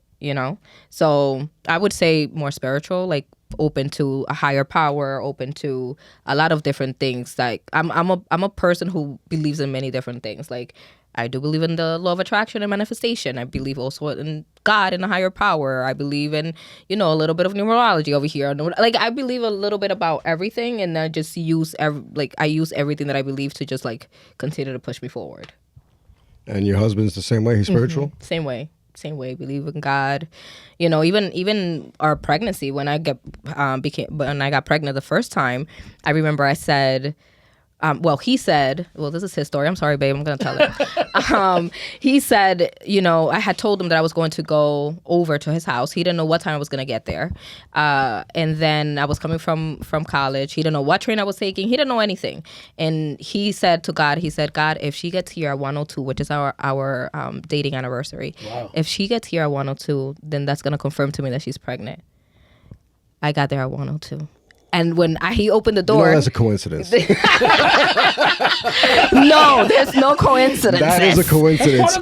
You know how big this universe is? You think God is really playing with the seconds of your life? I think so, guys. I think so. The story is great. I love it. It's beautiful, but that's a beautiful coincidence. It is. It's not a coincidence, Reggie. Okay, so I got there at 1:02. Let me continue my story, because he wants to like invade and shit. I got there at 1:02. I see his poetry face. is what it is. Hey, we'll take it. I see his face, but he doesn't tell me anything. And then when we went out to eat, he tells me that that was it. But honestly, like that's how our life has been. Is like we get these things. I say what I want, or I say the thing, and then it just manifests in the way, right? So I get your point. Of course, I know you do. But I also because I experienced that same thing too. Ever since I've been taking it so serious and really aligned myself with where I'm going. Yeah. And it's just a trickle effect. Yeah. What I've been saying lately, it's like a domino effect. Your whole life is one big domino effect. Right. So now that I'm conscious about the next domino I'm dropping, everything has just been aligned, and it's like I'm predicting the future. It's the craziest thing. So I know exactly what you're saying. Yeah. But it's just not God. Yeah. It's us actually actively doing it. Absolutely. That's what I mean. Because I also I don't believe in coincidences. I love it. No, that's good. That's so good. A lot of you are wondering why I'm so quiet. Because this is what I wanted. Okay, can I say that I do not believe in coincidences? Yo, him knowing the exact minute is crazy. You guys' show is gonna be fucking amazing. I can't wait to watch it. I love it. No, I love it. But even like with me, when it comes, because when I met him, we had a bunch of conversations, and he always, but you know why, right? Yeah. So even like he's always like, but you know why that happened, and I'm like, really? Like, yeah, motherfucker. I'm like, all right, cool. So yeah, I'm not thinking about that shit. Yeah. But even when our journey together now, right? This is not a fucking mistake. Right. You know what I'm saying? I didn't have nowhere to go. Right. I fucking reached out to him. He's like, no, let's do it together. And now we got fucking 15 episodes lined up. His show's rocking. So it's just positive. You got to be around positive people. Yeah. I think when it comes to the spiritual part, negativity is bad. Yeah. Like, and always. Even the people coming on the bus bringing that negative, and I'm like, whoa. Don't, and I'll be saying that shit for the ones that I'm cool with. Don't be bringing that negative shit. And I mean that. And a lot of people now, they use that as a saying on IG, and they want to wear shirts. And no, energy, that shit is real. That is real. That negative. So me and him together, we are so positive. We are so in sync, and we are moving this fucking shit forward. Yeah. Because the spirituality part of it, mostly from him. But I'm learning, and I'm asking questions. Yeah. And he doesn't agree with everything I do, and I need that. Yeah. You know what I'm saying? Yeah. You don't need a fucking yes man around. Exactly. He don't like my fucking logo. Right. Guys, he hates my logo. We're gonna change it. Give me a second. There's like 14 words in there. Like it's supposed to be small, Like we're working on it. But this is the type of people. Yeah. She was still telling her story. Though. I think you weren't Which done, one? right? No, I was done. Wait, you don't believe in coincidences? Yeah. Yeah, break the it down, break it 102. Yeah, so I literally do not believe in coincidences. I believe that everything happens on purpose. Because every time when you are in this seat and I go in hindsight and I think about even how I got to the seat, it was all, like everything happened the way that it was supposed to. Yeah, the domino effect, right? Oh, yeah. So everything to me, like, it's on purpose. Like even if I lose a job, for example, even if something doesn't go the way that I want it to, I always say, okay, God, you know better. Like, obviously my plan is not better than yours, so I'm pretty sure that the way that this is working out for me the way that this is happening is because it's working in my favor. That's always my belief, is that everything is always working in my favor, no matter what it is. You know what I mean?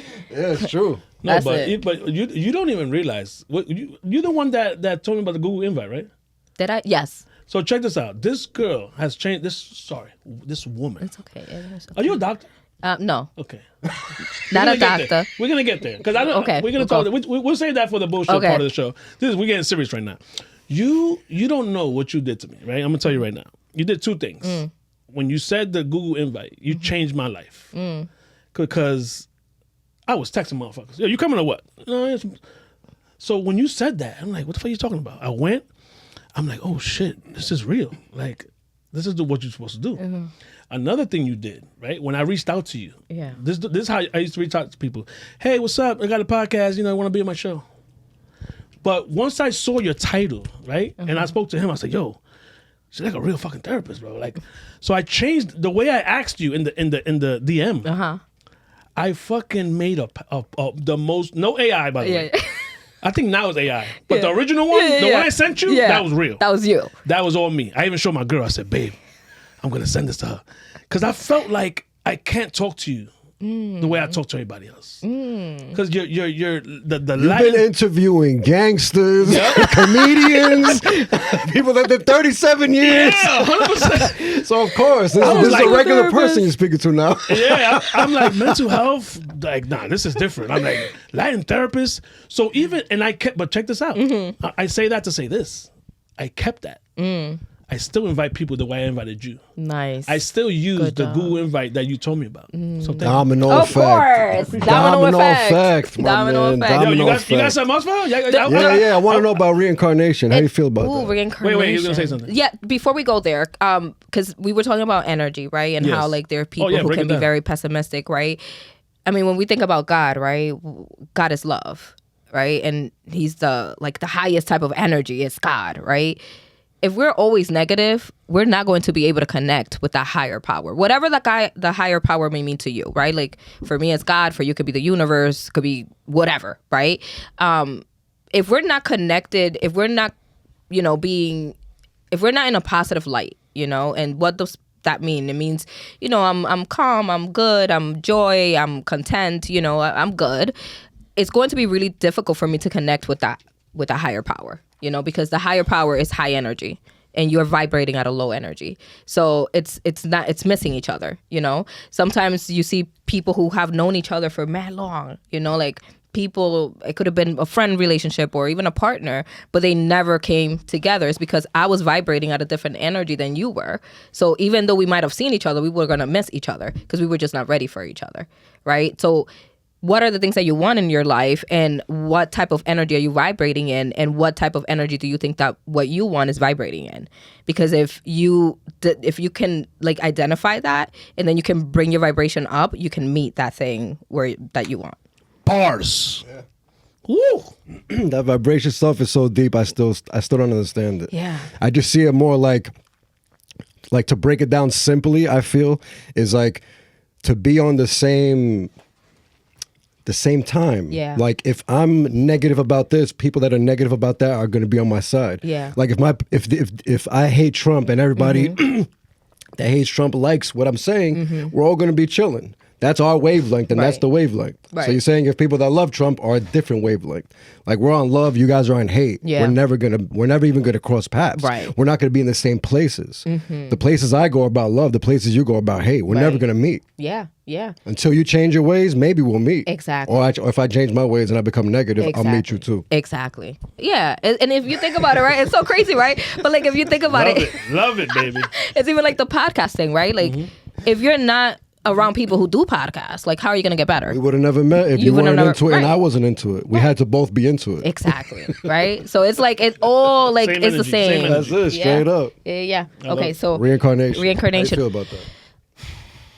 So, okay, I do believe that we are here to complete a mission, and if we do not complete that mission, we're gonna come back to complete it again. So we're gonna come back and back and back until we complete that. What do you think a mission is for a human? I think it depends, right? That could be, I don't know, that could have been me becoming a mom, right? And let's say that didn't go, like it, I came to this life and it didn't work out that way. Or let's say, I think that every human comes here to be enlightened and to like remember who they are.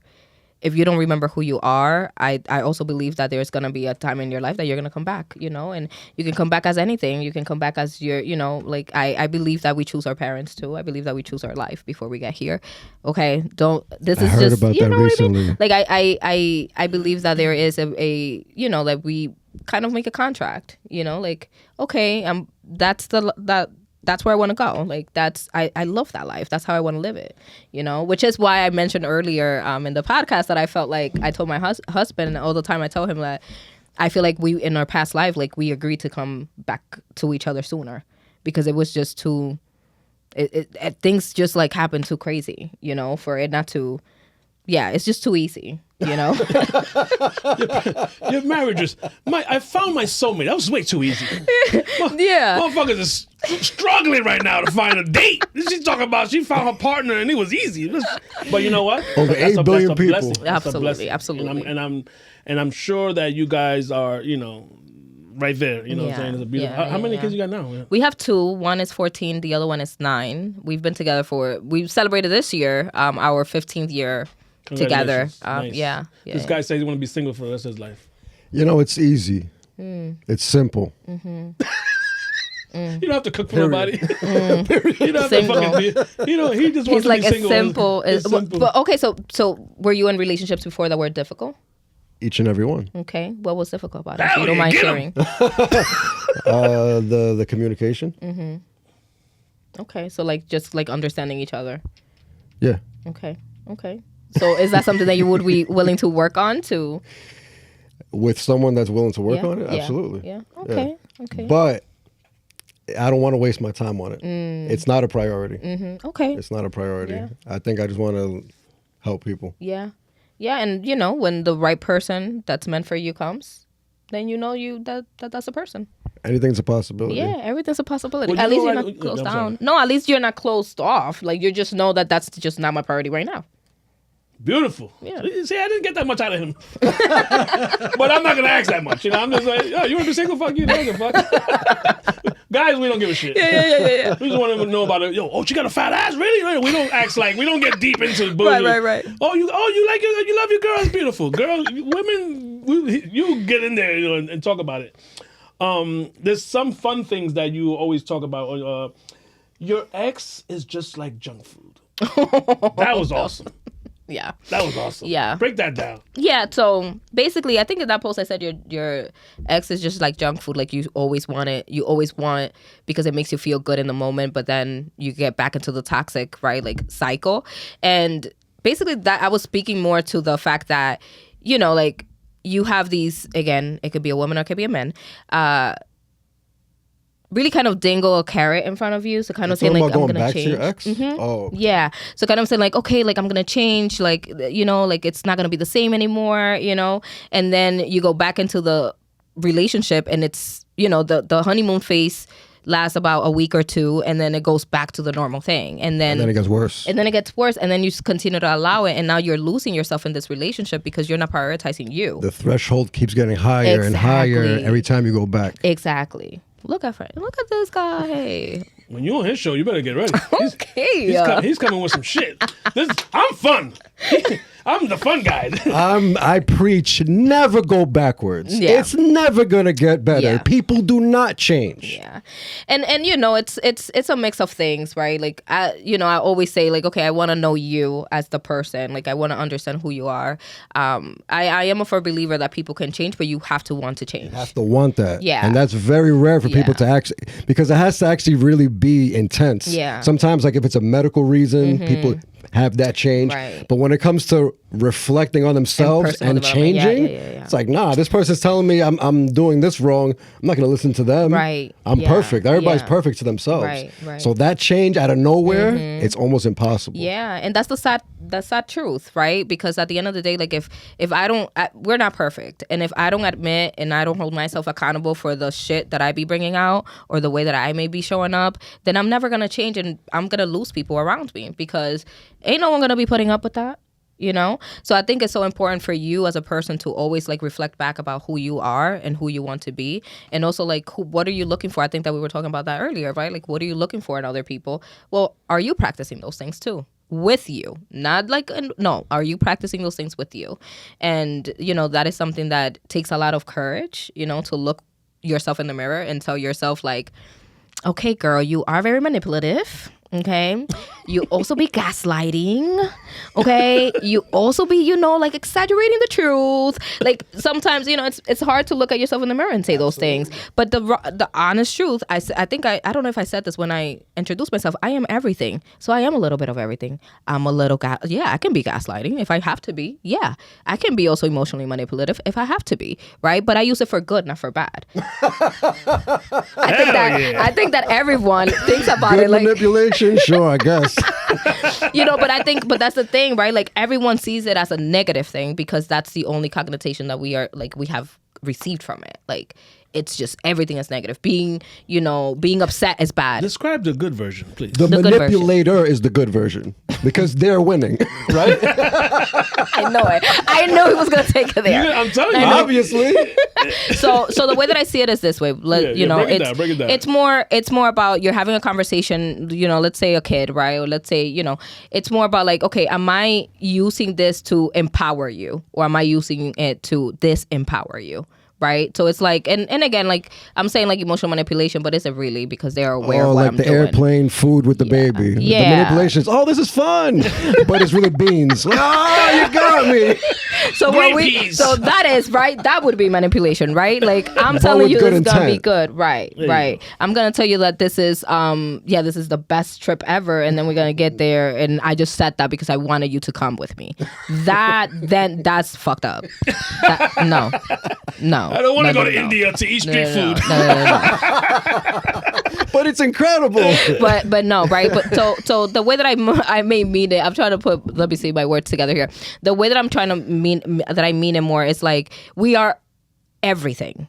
Like everything. And we don't mean like sometimes you can be critical, sometimes you can be judgmental. Like accept those parts of you. Because rejecting them is just going to continue to you're going to continue internally fight this war within you. At the end of the day, we're humans, you know, and we're going to do human things, you know. It's good to figure out why you're triggered by those things. And that's it. Find out the root, and it's okay. Where does it come from? It's even better. The deeper you dig, even better. It might be just a memory from your childhood. Right, yeah. So there's like, oh, my mom told me that when I was like 4, and I was just stuck in my head that I shouldn't do that. Yeah. So now that stresses me out when it's not even real. Right. I was just taught that by somebody that thought they knew better. Yeah.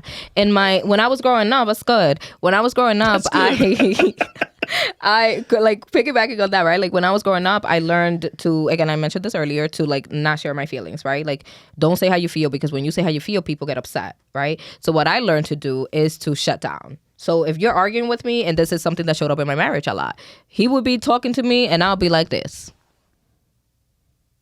Just taking it? I don't know where I was. I was not there for sure, right? Like, that's what we call stonewalling, right? Like, I'm just there, like, it's like you're talking at a wall. You know, like, I'm not there. You know, you're saying whatever you're saying, I'm quiet. I'm not speaking. Why? Because I'm so overwhelmed with emotions and I don't know how to say them. Oh, wow. And then at the same time, if I say I'm going to start crying, and I don't want to be vulnerable. Like, I don't want to cry. It's the ego. Ego, right. Like, I don't want to cry. I don't want you to see me cry, right? So that's something that I had to unlearn. I can't wait to say. I got to finish. He knows where I'm going. But that's something that I had to unlearn, right? That's something, and that is something that I had to, like, remember that, oh, wow, like, this is how it showed up because of my mom. Like, when I would tell my mom anything, this one would go off on me, and I had to just, like, eat it and, like, you know, and not say anything. And so it showed up when I was an adult with her. You know, it showed up when I was trying to share my perspective with her, and she became defensive. And she literally said, I don't care about your perspective. And the little girl in me came back and wanted to, like, shut down. I noticed it, like, me, like, coming, you know, like, like, my body language changed. I closed off everything. And I remember thinking in that same moment, I was like, wait a minute, are you going to break the cycle, or are you going to do this again? And I was like, no, bitch, you're about to break the cycle. So I was like, Mom, I know that you mentioned that you don't care about my perspective, but I do care about it, so I'm going to continue to share. If you don't want to listen to it, you can walk away. Thank you. And I just kept on going. Hell yeah. Oh, my gosh. That's how you break it. Listen, I came out of that. Everything. I was walking Shoulders like, were loose, right? I called my husband. I was like, babe, you don't know what you... don't worry, babe. I would never stonewall you again. But have you since? I haven't. Now have I you speak. felt like it still Of gets there, it course. still rises, Yeah, but since you broke absolutely. it, it's like it's nothing. No, it's a beautiful I thing. still You know you feel can break it. it again. Yeah, because that's also the thing. People think that because you work through your stuff that it would never show up again. No, they're still within It's you. gonna be there forever. Yeah. But now you broke through it. Now you know you can handle it. Now It's you know how to nothing. work through it. Now you know how to work through it. You know, I don't allow myself to get to that point anymore. No, maintaining is hard. My mother always said, no hay llegar de mantenerse. Exacto. Because llegar sometimes is easy. You know, it's maintaining it. You know, the consistency. For example, like right now, I'm one of the biggest podcasts in the Bronx. Period. Boom! Number one, baby. No, I don't No. Fine, she said it. So, but now that I'm here, the biggest, by the way. My man. Now that I'm the biggest, I have to maintain this shit. Yeah. So this is why I call him at 11 o'clock at night. Yeah. Yo, I got somebody. He's like, dude, let's do it. You know Yes. what I mean? Can I tell you something? Dilo. Hell My yeah. husband asked me how come I said yes to this podcast. Aw. He asked me. I wanna know. And I'm gonna tell you. And my response to him was, I don't know what it is, but about him I get like there is a drive and a consistency to thrive in this and to really make it a thing. And I trust that that's what's going to happen. Oh, now, and I've never done this. Mm-hmm. I always wait for the camera. Coming from a professional, My man. that changed my life, by the way. All the invites that y'all get is because of her. How do you feel about an unprofessional talking and the experience that you had today? How do you feel about it? Oh, amazing. I mean, wonderful. I don't feel like this is unprofessional. I feel like you're being as professional as you can be. To me, like... What I meant was I don't know. Yeah. Like I'm not a professional in your career. Field. My field. Yeah. Oh, yeah, That's what I no. meant. Like, oh, no. Listen, amazing. Like, typically I have these type of conversations with people who are not in my field either. You know what I mean? So it's always easy also. And I like to also speak about mental health in terms that people understand. Like, I don't want to come here and talk about like, yeah, so, you know, the prefrontal cortex, which is, no, like, I don't, you know, like there's, I want you to understand. And then Dominicana all the way. You know what I'm Yes. saying? I said, that's my people. See, I swear to God. I'm Yeah. like, I need to interview her. That's my Yeah. people. Yeah. So thank you for taking this. Absolutely. Do you think we all need therapy? I think the word need, I think everyone can benefit from therapy, at least to experience it once in their lifetime. You know, therapy is so beneficial because it's not only about problems, it's also about just your life, you know, like it's also personal growth, you know, it's also finding you, you know, like so many people do feel lost or do feel stuck and they don't know why. And sometimes a professional like a therapist can support you with that, you know, with really figuring out like what are some of the ways that you've kept yourself stuck. I think that people also have as individuals, we struggle with holding ourselves accountable to how we have created the life that we've created for ourselves. We want to blame everyone. We want to blame the system. We want to blame, the job. We want to blame the person. We want to blame everything but ourselves. And when you are living in a world where you are just blaming everybody and you're not taking accountability for you, it's going to be really difficult for you to find joy in the things that you want, or even find the way for you to get to the path or the outcome that you want to see in your life, because I'm focusing too much on the external and not on the internal. The fact that I'm pointing fingers. What's that saying that they say, like, when you point one finger, you have four, four three, or five pointing back at you. Yeah, they say what you point out about other people is really It's about within yourself. you. Yeah. The glass house reference, the rocks, the glass house, all that shit. Right. That matters. Right. So I think that ultimately, like, we really have to learn how to take accountability for our actions and how we show up. I think that, again, like, people tell you, like, oh my God, like, you came across this way, and we already want to be all defensive. Why don't you just say, you know what, can you share with me, like, what was it that I did that made you feel that way? Like, what was it that you saw in me that made you feel that I was, I don't know, threatening in any way? Like, what was it that I said? What was it? Like, people are not curious about themselves. And curiosity is a big one too, because as kids, we were so curious. We asked so many questions. Right? Like, why is this? Or what? We were curious. Mm-hmm. And it's something that was killed for many of us because, te decían, ay, tú preguntas demasiado. Deja de estar preguntando tanta pregunta. Like, why are you asking so many questions? Like, that's, go over there. It doesn't matter. You're a kid. You won't understand it. We were always dismissed. So as adults, we also, like, lost, because we didn't practice that skill anymore about asking questions. We also think we know everything. And we also think we know everything. That's another part of the problem. We understand everything. Oh, that's music equipment. That's camera. There's a chair. That's you. That's you. Right. He's a podcast. She's a therapist. I know everything. I don't got to ask nobody nothing. And that's the problem. I don't got to read that book. I heard about it. I saw a 30-second reel on it. I know what that book's about. So people don't even want to open their minds. And you know what's crazy? That I use that in this. I make it so vulnerable that I don't know what the French toast I'm talking about. That so me and him talk about it all the time. These other podcasts or even it could be journalism. It could be whoever. They come across like they know everything. Yeah. Why? I It's crazy. So many times I'm like, what are you talking about? Mm-hmm. Please, I want to know Elaborate, more. Yeah. Because I want to know. Right. And I'm interviewing the person because I want to know. Mm-hmm. The reason why I love comedians, the reason why I love DJs, how do you do that? Mm-hmm. Like, where did you get that from? How did you know you could grab a mic and go up there and be funny? How did you know you could make music and grab this song and blend it, and you grabbed it, and how? Yeah. Like, that shit amazes the shit out of me. Yeah. So people be like, yo, that's a DJ show? That's a good, no, I just got 3 DJs back to it. Oh, interview me too. All right, what have you done? You know what I'm saying? Can we talk for an hour? I don't know. I don't want to talk to you. I'll let you know. You know what I mean? But you have to want to learn. Yes. You have to, don't be ashamed if you don't know what a word okay means. To not know. Don't be ashamed if you don't know, because I came into this like, oh shit, bro, this ain't no fucking regular shit. This is some professional woman that got her master's and this is her world. So that's why I asked you earlier, like did this work out? Yeah, this is amazing. I love this. I love this. But thank you. You got something else, my brother? Before we wrap up? That was great. I was gonna ask about Afterlife, but if you want to squeeze that in, what do you think about the Afterlife? What do you think it is? Afterlife, that's a great question. Frenchie, right? Lo estoy diciendo bien. Frances. It's a unique name. I'll be saying Frenchie the whole time. Nadie me corrigió. I get all types of pronunciations. Frances. Okay, Afterlife. I do believe we all going to heaven. I do believe that. So you think there's a hell? Ahí es como que yo talk about it.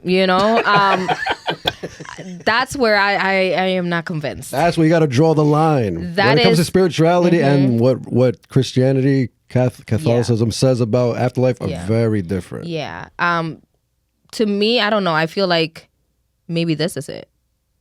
This is where hell is. Oh, okay. I see what you're saying. You know what I mean? When you say this is after, you might like, I want to say, nah, you said reincarnation. Like, this ain't it.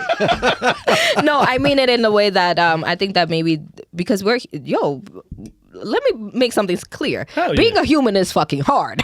You know what I mean? Like, it's hard to be a human. Like, we gotta, we come into the world, we're perfect human little beings, but we then are hit, with everybody's ways of being, and now we're molding ourselves to fit into our household, and then we grow up with all of these maladaptive behaviors, and now we have to undo all of those maladaptive behaviors to find who we are again. That is difficult, and I feel that in itself is a challenge. So we're already living it here. And I saw, oh my goodness, I wish I remembered the TikTok that I saw this in, but I saw a clip of basically like a clip explaining how this person asked God if he would let him into the gates of heaven, and that God said, like, you don't have to do anything. Like, my son gave his life up for you. That was enough. That's it. Like, you are granted to come here. You don't need to do anything. Like, that's it, And to me, like, that was so impactful, because it was like, oh my God, like, you are worthy just because you are. Just because you're a human. Just because you're alive. Yeah. You were created. Yeah. But there's no pearly gates, and heaven, afterlife is beautiful for everyone. Yeah, that's how I feel. That's the truth. Yeah. Death is normal. Death is beautiful. It's a transition. The earth needs our death. It's so natural that it's actually a beautiful process. Right. And the afterlife is also beautiful too. Yeah, and if we listen to like the people who have near, ¿cómo se dice? Near-death experiences. Near-death experiences. Exactly. Like, you hear them tell you how they saw a light and like beautiful. They even met other souls. Yeah. Nobody has a face. They're not even speaking languages. Everybody just understands what's going on. We're talking and we're not even speaking a language, but I'm telling you everything. And you they understand come back, me. and they're able to say like all of the things that they saw, like how they saw their lives, and then how a lot of them come back totally changed. Yeah. Well, I'm gonna say all of them, honestly. I haven't not seen all of them. No, okay. Frances knows some of them. But I doubt it. You know how humans are. Right. It's a fact. You know how humans are. But yeah, most of them come change, right? Yeah, and come enlightened and have beautiful stories to like say about their own process in their near death experience. So no, but that when I was having my anxiety issues as well, because I suffer from even to this day, I believe. Well, I'm scared of the end of the world, right? And what the Bible says. No, because there's different. Yeah. How Look at him laughing at you. But what are you scared of, dying? I'm getting there. Frances, I gotta get there. Because once you're gone, what are you scared of? It's over. No, but now you're chilling. No, but now you're chilling. But that was the fear, right? That was the anxiety. It didn't happen yet, right? War. It could be nuclear. It could be what the Bible says, where fire is gonna end, whatever. Yeah. The COVID. It could be virus. It could be whatever. A comet. Supposedly there's a big one coming in the next, I think, 10 years. Something like the fires that were just happening too.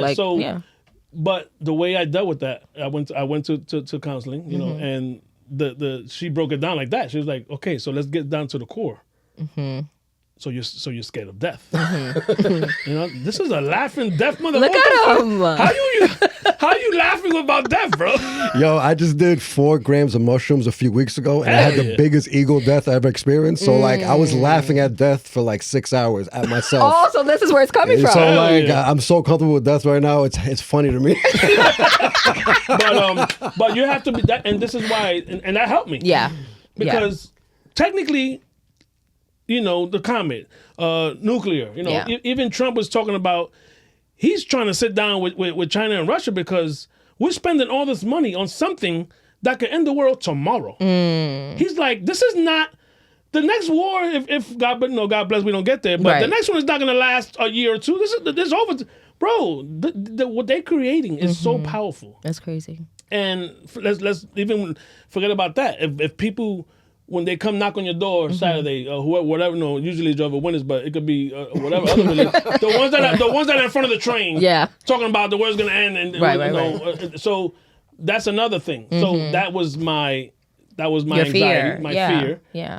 And once me and my mom, everybody helps. When you okay, you know what? Forget about how you're gonna die. Let's talk about it now. Right. Now, death is beautiful, like you said. Death is this, death is that. Because once you accept it, it's like, you know what? That's it. You're not scared of it. It's part of life. It's part of the circle of life. Because technically, okay, God forbid, no bombs, no fire, no virus, no nothing. Okay, you can't live forever anyway. Right. So right. even if this was the most peaceful world, everyone's jolly, no one has any freaking bombs, no one has any guns. We're still gonna die. Right. Still. If this shit was Pleasantville, right, we're still gonna die. Pleasantville. Yes. You know what I'm saying? Yes. So if you die from this or that, learn to get comfortable with death. I'm just ignoring him at this point. I'm laughing because Pleasantville is like just a few miles up the road. I'm talking about the movie, though, the black and white movie. That's why I'm laughing. But you have to get, even me and my mom, yeah, her more. We are so comfortable. She's like, okay, so when I die, you're gonna go into there. You're gonna pay this. You're gonna grab this. Yes. She has, and we're so comfortable. And That's before so I'm like, shut up, Ma. You're not gonna die, bro. I've lost uncles. I Yeah. lost grandmothers. So we are so prepared. We got property. So she's mentally preparing me, right, because, bro, Yeah. I'm 67. Maybe I live to 87. Whatever. right, But I need my son to be prepared. exactly. And something that I think whose mom? I think it was Stephen A. Smith's mom. She was in her deathbed, and he was like sad and crying, and she said, "Son, this is part of life. Don't cry, because I'm leaving this earth, knowing that I'm leaving you, and you're good."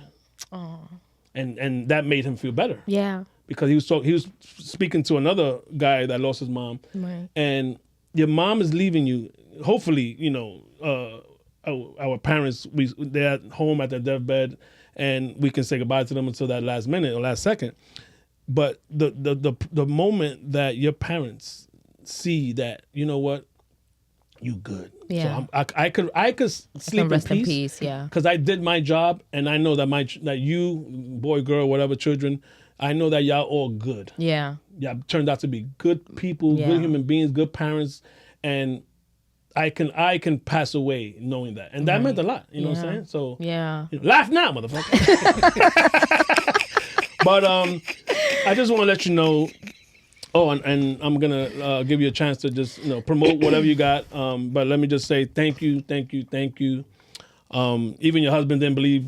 Why the fuck you gonna talk to that nigga? What the fuck you going over there for? But thank you for accepting my invite. Of course. Like I said, you could, we could talk about his show. Yeah. He's different. You can see you had a taste. You had a taste. Oh yes. So that conversation is gonna be awesome. I can't wait. Yes. But thank you for accepting this invite. Thank you for your time. We don't get time back, so we have to use it wisely. And Yes. I super duper appreciate this. This is new for me. I usually, like he says, gangsters, fucking, my friends, comedians, DJs, Yeah. Rappers. This is new. Yeah. I just had a poet last week. I'm going down that lane. Yeah, good. I'm just trying to give all. And Yeah. we all have a story to tell. Exactly. So thank you. Yes. No, thank you. Thank you for inviting me. Thank you for creating such an amazing space for me to also feel comfortable and share and open up and, just speak to y'all. It's No, comfortable is everything. Yeah. And it's, he had my water. Like, come on, man. Come on.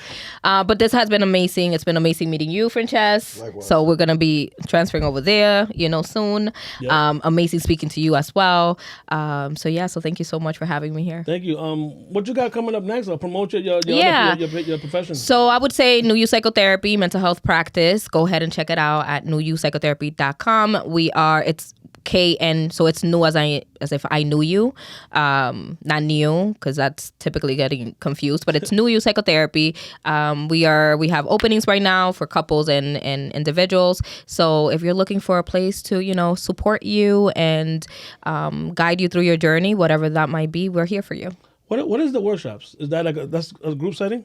Yeah, so I conduct Me and workshops. Frances gonna go. That's what I want to know. Yeah, so I conduct workshops for So yesterday I was actually conducting a workshop on burnout prevention, and that was for a therapeutic school. So we were doing it for all of the staff there, and basically I just get hired by companies or support groups. Never mind, we can't afford you. To do workshops, but we can absolutely talk. Yeah. I love doing things for the community. Yes, we are definitely community. But no, because I see that you do it, and that's for this different it could be mental health one day. It could be something else. Oh yeah, it could be about on literally like the Yeah, things yeah, that I'm spiritual passionate ones? about. Yeah, like I do the one that I do on like aligning with your purpose. I include spirituality in I'm that down one. with that. Yeah. So how we do that? Yeah. Well, let's talk. Hell yeah, we in there, friend. Just. Yeah, let's do it. He ain't gonna say no to that. Oh, in. I'm sure. in. Food and spirituality. That's his lane. Count me in. Count me Yes. in. Oh, by Let's the way, do he's a number 5 star. Oh, come on. No, say it, say it. Level A Google reviewer. Oh, Nothing crazy. Let's go. He's bigger in that world than podcast. Wow. Yeah, people recognize me in the street for my food. He's a foodie for My real. food. Wow, that's amazing. Good. But I need some recommendations then. hell yeah, he'll let you know. Hell yeah. But guys, I don't even know how to end this because this was for me. This was a joy. This was a treat.